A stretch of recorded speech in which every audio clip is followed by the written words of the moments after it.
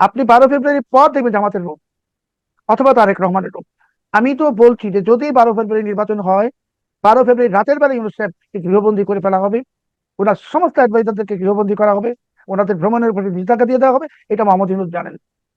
যার কারণে আমি বলছি, যদি নির্বাচন হয়, শেখ হাসিনা যেহেতু রাজনীতি থেকে বিদায় নিচ্ছেন অলরেডি, এবং সচিবাদের জয় দলের কি ফ্যাক্টর সভাপতি এখন, এবং এখানে নতুন সাধারণ সম্পাদক নির্বাচিত হয়ে গেছে, নির্ধারিত হয়ে গেছে। তার বন্ধু শিক্ষিত, যে ইংরেজি জানে, এবং যে অতীতে যখন আওয়ামী লীগ ক্ষমতায় ছিল তখন পৃথিবীর বিভিন্ন পত্রিকায়, বাংলাদেশের পত্রিকায় এই মিথ্যা ভুয়া নাম দিয়ে আর্টিকেল তুলতে পারছে, তুলে আবার আওয়ামী লীগকে বিব্রত করছে। এখনো সেটা হচ্ছে। সচিবাদিত এই 7 দিন আগে তার ফেসবুকে একটা আমেরিকান পত্রিকায় আওয়ামী লীগের নিউজ এসছে, সেটা সে শেয়ার করেছে।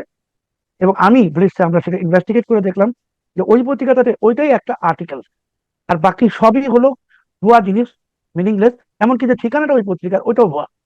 তো এই কাজগুলো যারা করে, তারা সচিবাদের জয়ের কাছে খুব স্মার্ট, খুব ডাইনামিক, ইংরেজি জানে তো। আমন্ত্রণ জানাচ্ছি প্রিয় দর্শক, মানচিত্রের নিয়মিত আয়োজন কথোপকথনে।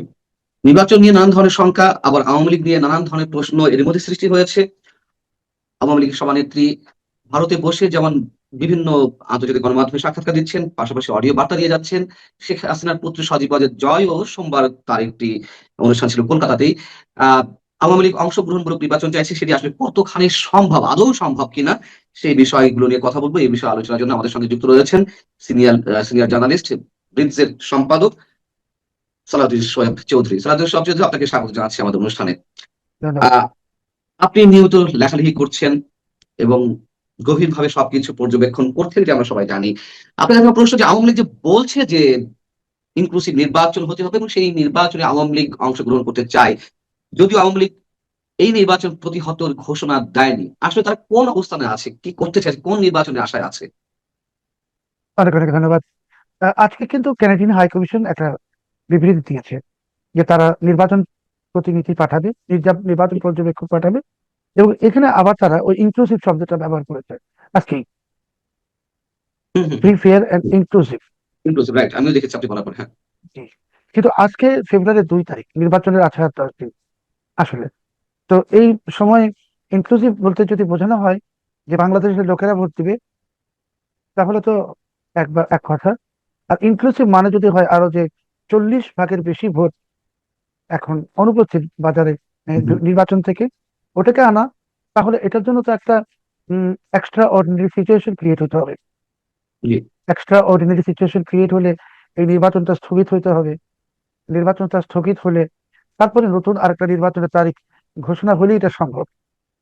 কাজেই ইনক্লুসিভ ইলেকশন ছাড়া বাংলাদেশে আহ, যদি কোনো সরকার আসে এবং টিকতে চায়, তাহলে তাকে আওয়ামী লীগের চাইতে অনেক বেশি ক্রুয়াল হতে হবে, ব্রুটাল হতে হবে, অথরিটেরিয়ান হতে হবে। আপনার আমার বাক স্বাধীনতা কেড়ে নিতে হবে, আপনাকে আমাকে জেলে পাঠাইতে হবে, গুম খুন শুরু করতে হবে, এই কি কি সব ঘর আছে এইগুলো ঘর চালু করতে হবে। মানে আওয়ামী লীগ যা যা করছিল তার 4 গুণ বেশি। তাহলে এটা সম্ভব যে এই নির্বাচনের পরে যারাই আসবে ক্ষমতায়, তাদেরকে টিকে থাকতে হলে ঠিক আওয়ামী লীগের যে পলিটিটা, মাহমুদ ইউনূস তো গত 18 মাসে আওয়ামী লীগের যে সাংবাদিক নির্যাতন নিবর্তন, এটার তো মাত্রা উনি মোটামুটি ছাড়াই গেছেন।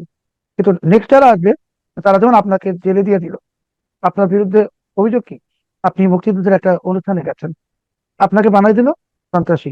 সন্ত্রাসতম আইনে মানে সন্ত্রাসী। জি। এখন এই আনিস আলমগীর সাহেবকে দিয়ে দিতে সন্ত্রাসী, সাথে দুর্নীতিবাদ। আর একটু সময় গেলে যদি নেক্সট গভর্নমেন্ট যেটা আসবে, দেখবেন সাংবাদিকদেরকে ধরলে সন্ত্রাসের মামলা দিবে, ছিনতাই মামলা দিবে, চুরির মামলা দিবে, ইয়াবার মামলা দিবে। তো এই একটা ক্রুয়েল অটোক্রেসি আসবে এই 12ই ফেব্রুয়ারি নির্বাচন যদি অনুষ্ঠিত হয়, জি। এবং সেটা আপনি ইনক্লুসিভ না যদি হয়। বলছেন কেন, আপনি যদি বলছেন কেন, আপনার মাঝেও কি এখনো বেশ খানিকটা সন্দেহ রয়েছে যে নির্বাচন না হওয়ার সম্ভাবনা রয়েছে? নির্বাচনের বিষয়টা তো মোহাম্মদ ইউনূসের হাতে। মোহাম্মদ ইউনূস তো ক্ষমতা ছাড়বেন না। উনি গ্রামীণ ব্যাংকের একটা এমডির পদই ছাড়তে চান নাই। আর এত একটা জমিদারি পাওয়া গেছেন, মানে একটা দেশের মালিক উনি, যা ইচ্ছা করতেছেন, প্রচুর ইনকাম করতেছেন। মানে উনি তার মানে সাধু সন্ন্যাসী লোক না, ওনার সম্পর্কে আমি অনেক কিছু জানি। তো উনি তো যা করা তাই করতেছেন, লুট করতেছেন দেশটাকে, বিদেশিদের হাতে সবকিছু তুলে দিচ্ছেন। তো উনি জানেন যে যদি 12 ফেব্রুয়ারি নির্বাচন হয়, নেক্সট যে সরকারটা আসবে সেটা ইউনূস সাহেবের সাথে বসে জুস খাওয়া সরকারও যদি হয়, জুস যারা গিয়ে খায় যমুনায়, বিএনপি জামাত ওরাও যদি হয়, আপনি দেখবেন এরাই আমাদের উপর যেরকম চড়াও হবে, একটা ব্রুটাল ডিক্টেটরশিপ। ওরা ইউনূস সাহেব সহ ওনার সমস্ত অ্যাডভাইজারকে অ্যারেস্ট করে ফেলবে। কারণ দেশটা তো ওদের চালাইতে হবে। ইউনূস সাহেব যেভাবে দেশের সবকিছু ইজারা দিয়ে দিয়েছেন, এই ইজারা দেওয়া দেশটায় গিয়ে কেউ তো দেশ চালাইতে পারবে না। আজকে বিএনপি নেতা তারেক রহমান সাহেব যে মিষ্টি মিষ্টি কথা বলতেছেন, ইউনূস সাহেবের সাথে দেখা করতেছেন, বা জামাত ইসলামের আমির শফিকুর রহমান সাহেব যাচ্ছেন ছুটে জুস খাচ্ছেন, আপনি 12 ফেব্রুয়ারি পর দেখবেন জামাতের রূপ অথবা তারেক রহমানের রূপ। আমি তো বলছি যে যদি 12 ফেব্রুয়ারি নির্বাচন হয়, 12 ফেব্রুয়ারি রাতের বেলা ইউনূস সাহেবকে গৃহবন্দী করে ফেলা হবে, ওনার সমস্ত অ্যাডভাইজারদেরকে গৃহবন্দী করা হবে, ওনাদের ভ্রমণের উপরে নিষেধাজ্ঞা দিয়ে দেওয়া হবে। এটা মোহাম্মদ ইউনূস জানেন, যার কারণে আমি বলছি যদি নির্বাচন হয়। কেন সেই আবার তো আমরা শুনি যে সেই ডক্টর মোহাম্মদ ইউনূস নিজেই রাষ্ট্রপতি হওয়ার একটি তার মনোবাসনা রয়েছে, যার কারণে রাষ্ট্রপতির ক্ষমতা আরো পরিপক্ক করা হচ্ছে এই হ্যাঁ না ভোটের মাধ্যমে, সংবিধান সংশোধনের মাধ্যমে সবকিছু প্রি প্ল্যান ওয়েতে এগোচ্ছে। তাহলে উনি নির্বাচন না দিলেই তো পারতেন। নির্বাচন নাটকটা কেন করতে যাচ্ছেন, বা ইলেভেন টাওয়ারে এসে কেন এটি বা তার জন্য করতে হবে যে ইলেকশন দেওয়া হবে না? তাহলে উনি তো অন্যভাবে অ্যাভয়েড করতে পারতেন। যদি রাষ্ট্রপতি হওয়ার প্ল্যানিংটা তার ওরকম জোরালো না থাকতো, তাহলে তো নির্বাচন 12 ফেব্রুয়ারি ডিক্লেয়ার নাও করতে পারতেন। 12 ফেব্রুয়ারি নির্বাচন না করে ইউনূস সাহেবের কোনো উপায় নেই। কারণ হলো যে ইউনূস সাহেবের যারা বন্ধু, ইউরোপিয়ান ইউনিয়ন, মার্কিন যুক্তরাষ্ট্র, কেউ ওনার সাথে নাই। ব্রিটেন জামাত ইসলামের পক্ষে চলে গেছে, ইউরোপিয়ান ইউনিয়ন জামাত ইসলামের পক্ষে চলে গেছে, মার্কিন যুক্তরাষ্ট্র তারেক রহমান সাহেবের বিএনপির পক্ষে চলে গেছে, এমনকি ভারত তারাও প্রকাশ্যে এখন জামাত বিএনপি দুজনের সঙ্গে লিয়াজ করতেছে। কিন্তু মোহাম্মদ ইউনূস, আপনি যেটা বলেন প্রেসিডেন্ট হতে চান, অনেকেই অনেক কিছু চায়, কিন্তু মোহাম্মদ ইউনূস জানেন যে 12 তারিখ নির্বাচন অনুষ্ঠিত হয়ে যাওয়ার পর প্রথম যে ব্যক্তিকে গৃহবন্দী করা হবে সেটাই হলেন উনি। এবং কারণ তারেক রহমান বা শফিকুর রহমান, কোন রহমানই মোহাম্মদ ইউনূসের মতো একজন জলজ্যান্ত দানবকে প্রেসিডেন্ট বানিয়ে ওনারা সেই সরকার চালানোর রিস্ক নেবেন না। কারণ ইউনূস তো ভীষণ প্রতিহিংসা পরায়ণ এবং একজন অত্যন্ত বাজে ধরনের মানুষ। সে যদি প্রেসিডেন্ট হতে পারে তো ক্রমাগত চাল চালবে, এবং চাল চালতে চালতে যদি প্রাইম মিনিস্টার যিনি হবেন নির্বাচন পরবর্তী, তিনি যদি ইউনূসের সামনে ঠিক ওনার যে পারিষদের মতো যে নতজানি হয়ে না থাকে, তাহলে উনি অ্যাকশনে যাবেন। কাজেই ইউনূস নির্বাচন দিবে না। ইউনূস জানে নির্বাচন হইলে সেদিন সে অ্যারেস্ট হবে, আর নির্বাচনের দিন যে সংঘাত হবে, ভয়ঙ্কর সংঘর্ষ হবে। কারণ নির্বাচন তো, এটা বোঝাই যাচ্ছে, বড় দুটো দল, মানে বড় বলতে এখন জামাত তো বড় হয়ে গেছে যেহেতু আর একটা বড় দল নেই, তো ওরা তো দুজনেই ইলেকশন ম্যানিপুলেশনের চেষ্টা করবে। ম্যানিপুলেশনের চেষ্টা করলে সংঘর্ষ হবে, হত্যা, মানুষের মৃত্যু ঘটবে অনেক, অসংখ্য। তো তাহলে কি হবে? নির্বাচন না করেও কি ইউনূস সাহেব ক্ষমতায় থাকতে পারবেন?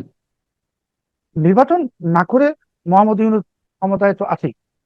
মোহাম্মদ ইউনূস যদি ক্ষমতায় থাকতে ইচ্ছা প্রকাশ করে তো থাকবে, যদি তাকে না কেউ কিছু করে। আমি বললাম তো আপনি মোহাম্মদ যে ইউনূস। আপনি যে বললেন যে তার উপর থেকে আশীর্বাদের হাত যুক্তরাষ্ট্র সরিয়ে নিয়েছে, ব্রিটেন নেই, ইউরোপীয় ইউনিয়ন নেই, তাহলে সে কার হাত নেই, মানে তিনি কার হাতের আশীর্বাদের ছোঁয়ায় টিকে থাকবেন? মোহাম্মদ ইউনূস কি করবে? মোহাম্মদ ইউনূস সে একজন অরাজনৈতিক ব্যক্তি। সে তো লোভের বশবর্তী হয়ে সরকার প্রধান হয়েছে, এবং একটা কমিটমেন্ট দিয়ে আসছে যে আমি এটা দিব সেটা দিব, সব দিচ্ছে। কিন্তু উনি যে কনসিকুয়েন্সেসটা চিন্তা করে নাই, যে বিদেশিরা আপনার কাছে যখন স্বার্থ চাইবে, যখন দিবেন, যতক্ষণ দিবেন আপনি খুব ভালো, যখন আর দিতে পারবেন না তখন তো আপনাকে প্রোটেকশন দিবে না। নির্বাচন না হলে মোহাম্মদ ইউনূস থাকবে, এবং মোহাম্মদ ইউনূসের উপর এই মার্কিন যুক্তরাষ্ট্র, আপনি যদি নির্বাচন হয় আর মোহাম্মদ ইউনূস না না হয়, মোহাম্মদ ইউনূস কন্টিনিউ করতে চান, নির্বাচনের 15 দিনের মধ্যে ওনার উপর স্যাংশন আসবে। এই আমেরিকা স্যাংশন দিবে। কেন?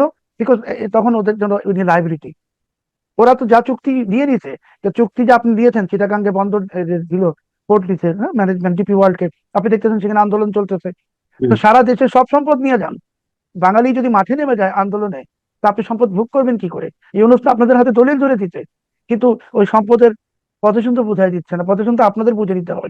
তো জাতি যদি আপনাদের পজিশন না দেয়, এখন বললাম তো যে সব থেকে ক্রাইসিস পিরিয়ডে মোহাম্মদ ইউনূস, বিকজ সে লোভের বশবর্তী হয়ে একদম একটা ইঁদুরের ফাঁদে ধরা খেয়ে গেছে, যে পথ থেকে বের হওয়ার কোনো পথ নাই।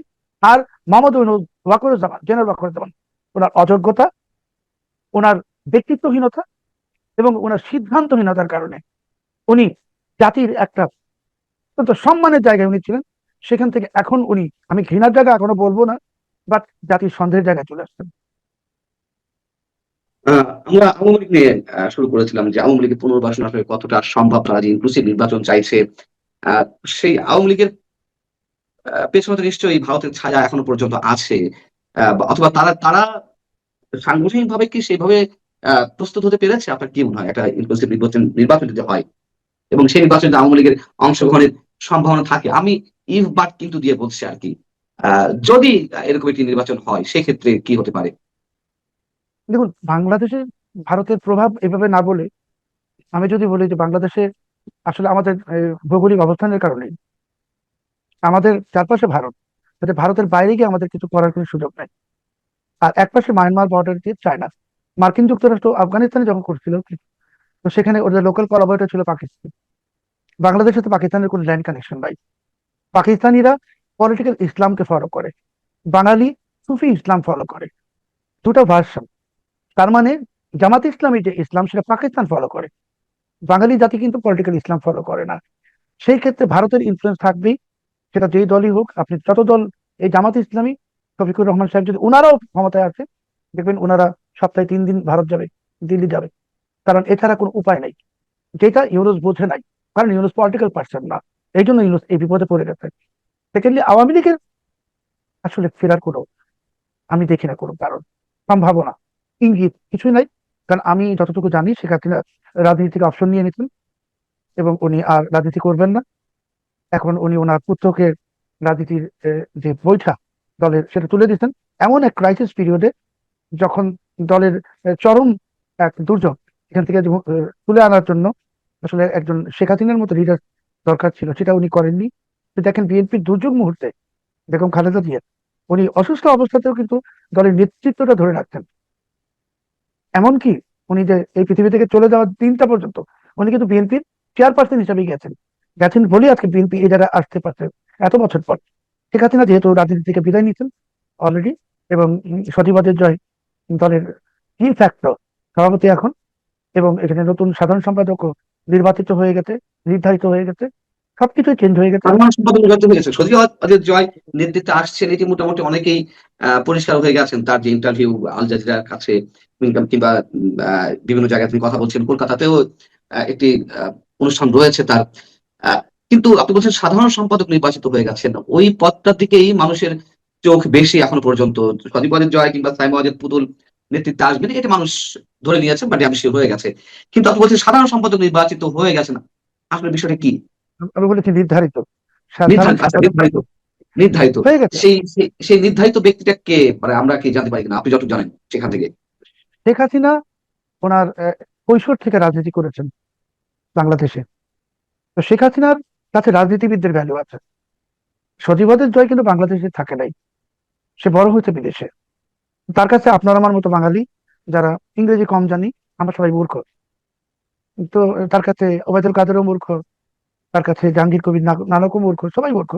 তো সে একজন শিক্ষিত, তার বন্ধু শিক্ষিত, যে ইংরেজি জানে, এবং যে অতীতে যখন আওয়ামী লীগ ক্ষমতায় ছিল, তখন পৃথিবীর বিভিন্ন পত্রিকায়, বাংলাদেশের পত্রিকায় এই মিথ্যা ভুয়া নাম দিয়ে আর্টিকেল তুলতে পারছে, তুলে আবার আওয়ামী লীগকে বিব্রত করছে। এখনো সেটা হচ্ছে। সজীবাদিত জয় এই 7 দিন আগে তার ফেসবুকে একটা আমেরিকান পত্রিকায় আওয়ামী লীগের নিউজ এসছে, সেটা সে শেয়ার করেছে।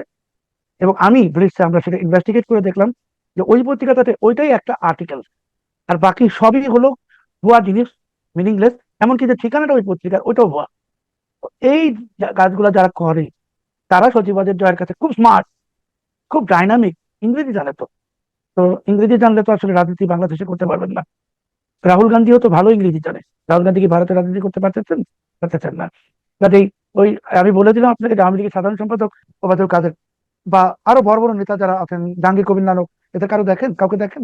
দেখেন না তো। আসতেছে তো যারা, ওরা কারা? এবং এই যারা আসছে 2 দিন দিল্লিতে, তাদের মধ্যেই কেউ একজন আওয়ামী লীগের সাধারণ সম্পাদক নির্ধারিত। মানে আপনি তো বলতে চাচ্ছেন আওয়ামী লীগকে যারা ভুল পথে পরিচালিত করছে বা যথেষ্ট বিতর্কের সৃষ্টি করেছে, এবং একই সঙ্গে যারা হাইব্রিড প্রণালীর, এদের মধ্যে থেকে যথেষ্ট বিতর্কিত কোনো ব্যক্তি সাধারণ সম্পাদক পদে আসতে চাইছেন, এবং সে মানে সজীব ওয়াজেদ জয়ের ইচ্ছা অনুযায়ী। আসতে চাইছেন মানে কি? সজীবদের জয় তাদের দ্বারাই প্রভাবিত। সজীবদের জয়ের মধ্যে আর শেখ হাসিনার মধ্যে যে বড় একটা পার্থক্য, শেখ হাসিনার মধ্যে ব্যক্তিত্ব আছে, প্রচন্ড ব্যক্তিত্ব আছে।